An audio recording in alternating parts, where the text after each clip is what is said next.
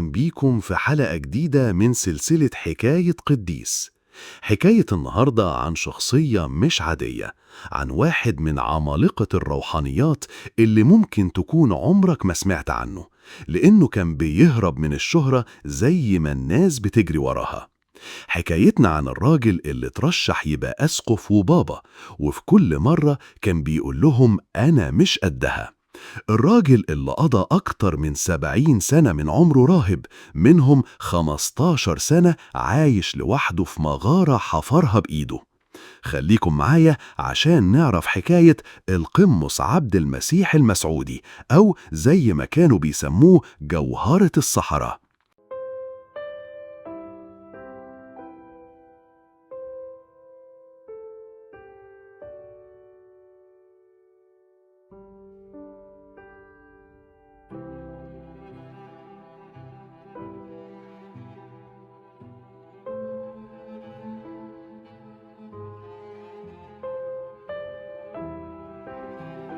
حكايتنا بتبدأ سنة 1819 في بلد صغيرة في صعيد مصر اسمها الشيخ مسعود جنب طهطة. اتولد هناك طفل اسمه عبد المسيح. الطفل ده كبر وبقى شاب، ولما وصل 17 سنة حس إن الدنيا دي مش بتاعته، وإن قلبه مشتاق لحياة تانية خالص، حياة الصلاة والهدوء والقرب من ربنا. فعمل إيه؟ ساب بلده وأهله وراح على واحد من أعرق وأهم الأديرة في مصر، دير المحرق في أسيوط. هناك اتراهبن وبقى اسمه الراهب عبد المسيح. وفي الدير ده ربنا بعت له هدية سماوية، بقى تلميذ لراهب عظيم جدا اسمه القمص بولس الدلجوي. القمص ده كان شخصية رهيبة جدا، لدرجة انه بعد كده بقى هو نفسه القديس الأنبا إبرام أسقف الفيوم المشهور. عبد المسيح الصغير شرب من معلمه ده كل حاجة حلوة، اتعلم منه الهدوء النفسي والوداعة، وازاي يبقى روحه دايما باصة للسماء. قضى في دير المحرق 22 سنة كاملة بيبني نفسه روحيا وبيتعبد. بعد ال 22 سنة دول قرر ياخد خطوة جديدة في رحلته الروحية.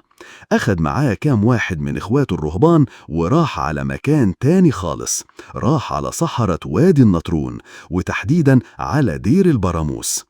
لما ساب دير المحرق الرهبان هناك قالوا عليه جملة تلخص كل حاجة، قالوا إنه جوهرة خرجت من الدير. تخيل لما الناس اللي عاشت معاك أكتر من 20 سنة تقول عليك الكلمة دي. وده لأنه فعلا كان جوهرة، ما كانش راهب عادي بيصلي ويصوم وبس، لا، ده كان عالم وموسوعة ماشي على الأرض، وفي نفس الوقت كان زاهد جدا في الدنيا، ما بيحبش المظاهر ولا الفشخرة الكدابة. قلبه كان مليان حب لكل الناس، حب بيترجم لأفعال وخدمة.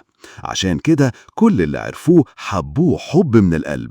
في دير البراموس شهرته كراهب تقي وفاضل كبرت قوي، لدرجة إن البابا كيرلس الخامس بابا الإسكندرية وقتها لما رئيس الدير اتنيح أو توفى عين عبد المسيح المسعودي هو رئيس الدير الجديد. وهنا بقى بان المعدن بتاعه أكتر، اهتم بإخواته الرهبان اهتمام الأب بولاده، كان بيراعيهم في أكلهم وشربهم وصحتهم، وفي نفس الوقت بيقودهم في طريق الروحانيات.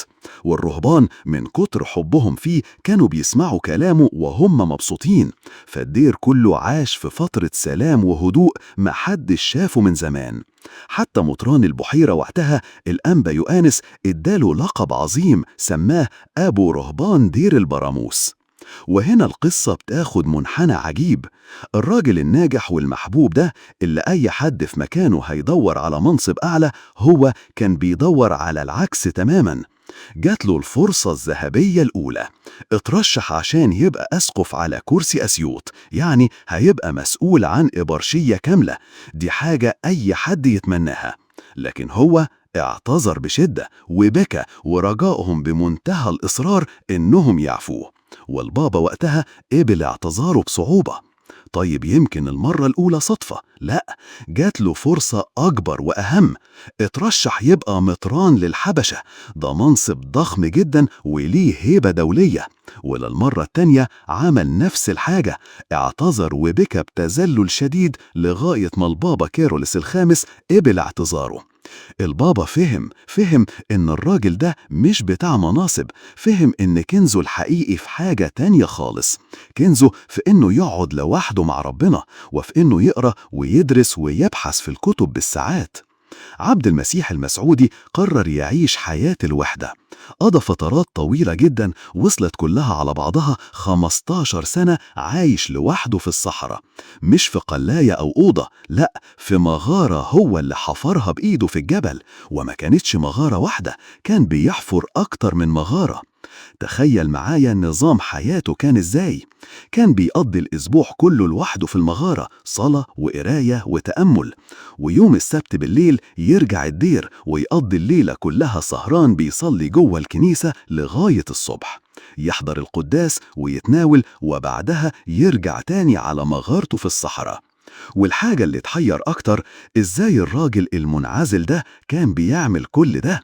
كان خطاط ماهر جدا، خطه جميل سواء بالعربي أو بالقبطي، فكان بيقضي وقته في نسخ الكتب الدينية القديمة عشان يحافظ عليها من الضياع. ومش بس كده، ده كمان ألف كتب جديدة بنفسه. وفوق كل ده كان بيشتغل بإيده، بيجلد الكتب وبيعمل الأحزمة الجلد بتاعة الرهبان. والأعجب من كل ده، مع كل انشغالاته دي وحياته في الوحدة، كان هو أب الاعتراف لكل رهبان دير البراموس. كانوا بيروحوا له مخصوص في الصحراء عشان يعترفوا وياخدوا إرشاد روحي منه. الراجل العظيم ده، الجوهرة دي، عاش حياة طويلة مليانة بالجهاد والحب والزهد. وفي يوم 21 سبتمبر سنة 1905 رحل عن عالمنا في هدوء وسلام. كان عمره وقتها 88 سنة، قضى منهم 71 سنة كامل في خدمة ربنا، ما بين دير المحرق ودير البراموس وحياة الوحدة في الصحراء. قصة القمص عبد المسيح المسعودي بتعلمنا درس مهم قوي، إن القيمة الحقيقية مش في المنصب اللي بتوصل له، ولا في الشهرة اللي الناس بتعرفك بيها. القيمة الحقيقية في القلب اللي بيحب، وفي الإيد اللي بتخدم في صمت، وفي الروح اللي بتدور على ربنا وبس.